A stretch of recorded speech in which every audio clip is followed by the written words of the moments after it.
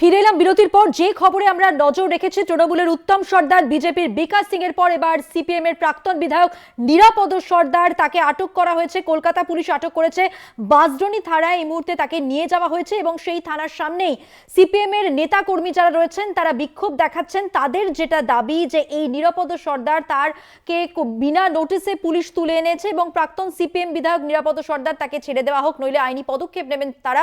আর কি বলছেন, তাদের আর কি দাবি, আর কি অভিযোগ জানবো। সেখান থেকেই সরাসরি রয়েছেন আমাদের প্রতিনিধি শুভ্রজিৎ চক্রবর্তী।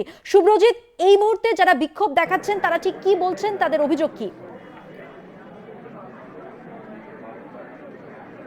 দেখো, আজ সকাল থেকেই কিন্তু বাঁশডনি থানার সামনে সিপিআইএম এর কর্মী সমর্থক যারা রয়েছেন তারা বিক্ষোভ দেখাচ্ছেন। মূলত থানার সামনের যে রাস্তা, সেই রাস্তাও কিন্তু একেবারে বাইক এবং সাইকেল দিয়ে অবরোধ করা হয় এবং রাস্তা অবরোধ করে এই রাস্তায় বসে পড়ে এবং থানার সামনে বসে বিক্ষোভ দেখাচ্ছেন সিপিআইএম এর কর্মী সমর্থকরা। তাদের যেমনটা দাবি যে বাঁশডনি থানা এলাকায় বাড়ি ভাড়া থাকতেন সন্দেশখালীর সিপিআইএম এর প্রাক্তন বিধায়ক নিরাপদ সর্দার। হঠাৎই তাকে কোনো নোটিশ ছাড়াই কিন্তু বাঁশডনি থানার পুলিশ আজ সকালে আটক করে নিয়ে আসে এবং তারই প্রতিবাদে কিন্তু আজ তাদের বিক্ষোভ। এবং তাদের বিক্ষোভ থেকে তারা যেমনটা দাবি জানাচ্ছে যে অবিলম্বে সিপিআইএম এর যিনি প্রাক্তন বিধায়ক নিরাপদ সর্দার, তাকে কিন্তু নিঃশর্ত মুক্তি দিতে হবে থানা থেকেই, এবং সেই দাবি তারা জানাচ্ছেন সিপিআইএম এর কর্মী সমর্থকরা। ইতিমধ্যেই থানায় এসে উপস্থিত হয়েছেন আইনজীবী ফিরদৌস শামীম সহ সিপিআইএম নেতা শতরূপ ঘোষ সহ একাধিক সিপিআইএম এর নেতৃত্ববৃন্দ তারা এখানে রয়েছেন এবং এখনো পর্যন্ত কিন্তু সেই বিক্ষোভ কর্মসূচি চলছে।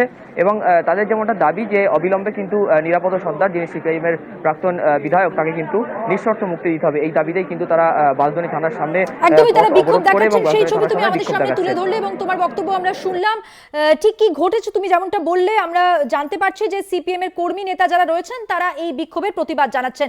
শুভ্রজিৎ, তোমাকে আপাতত ধন্যবাদ সঞ্জিতকে। এবার যে ছবি দেখাবো আপনাদের, যে সকাল থেকেই কিন্তু এই ঘটনার প্রতিবাদে, অর্থাৎ এই যে সন্দেশখালী কাণ্ড, এই গোটা বিষয়টা নিয়েই কিন্তু বিক্ষোভের ছবি সামনে এসেছে। জেলায় জেলায় থানার সামনে বিক্ষোভ আমরা দেখেছি। এবার আপনাদের সেই ছবি দেখাবো।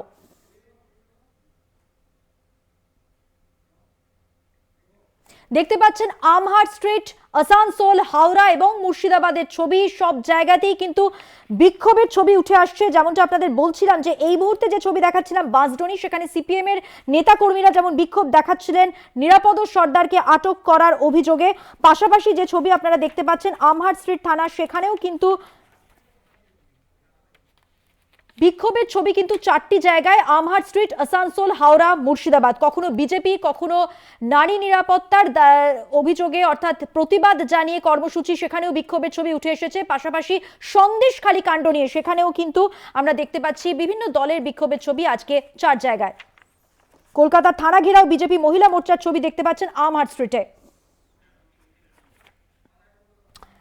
অর্থাৎ বিভিন্ন ইস্যুতে, বিশেষ করে সন্দেশখালী ঘটনার প্রতিবাদে যে বিক্ষোভের ছবি উঠে এসেছে, সেখানে একদিকে যেমন আমহাট স্ট্রিট থানা, সেখানে বিজেপির মহিলা মোর্চার যে কর্মসূচি ছিল, সেখানে সন্দেশখালী কাণ্ডে নারী নির্যাতনের অভিযোগে আমহাট স্ট্রিট থানা ঘেরাও করেন মহিলা মোর্চার সদস্যরা।